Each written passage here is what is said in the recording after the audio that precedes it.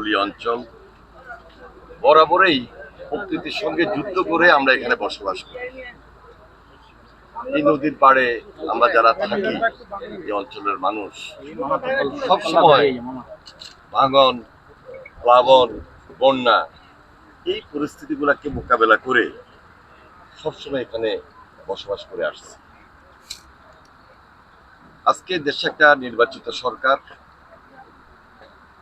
মাননীয় প্রধানমন্ত্রী জনাব তারেক রহমান সাহেব জনগণের দুর্দশা লাঘবে যখন যা কিছু করার দরকার সবকিছুর দিকেই তিনি অ্যাড্রেস করছেন এবং প্রত্যেকটা দাবি প্রতি তিনি মর্যাদা দিচ্ছেন, নির্দেশনা দিচ্ছেন। সেই দিক বিবেচনায় আমরা সবসময় কাজ করে যাচ্ছি এবং আমরা সদা প্রস্তুত।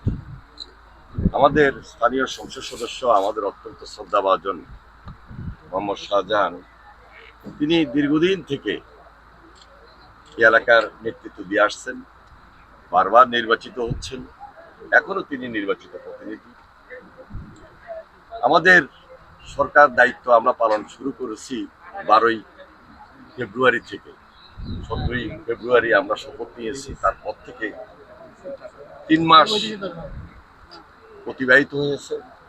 এর মধ্যে প্রত্যেকটা জায়গায় কিভাবে দেখতে হবে, রাখতে হবে খবর নিয়েই আমরা সবকিছু জনগণের স্বার্থে, জনগণের পাশে থেকে কাজ করে যাচ্ছি।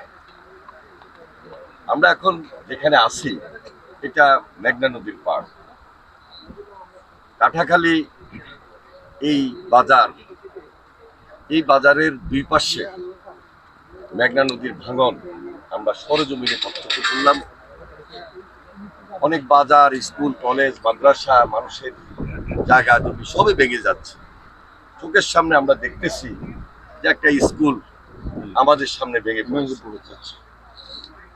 এইভাবে যেখানে স্কুল, কলেজ, মাদ্রাসা, বাজার ভেঙে পড়ছে, স্বাভাবিক কারণে আমাদের একটা দায়িত্ব আছে। ওই দায়িত্ববোধ থেকে এলাকা মানুষের প্রত্যাশা অনুযায়ী আমরা ইতিমধ্যে ভাঙন প্রতিরোধে ইমার্জেন্সি ওয়ার্ক, সামনে যেহেতু বর্ষা, অতি প্লাবন, সেজন্য আমরা এটা হাতে নিয়েছি।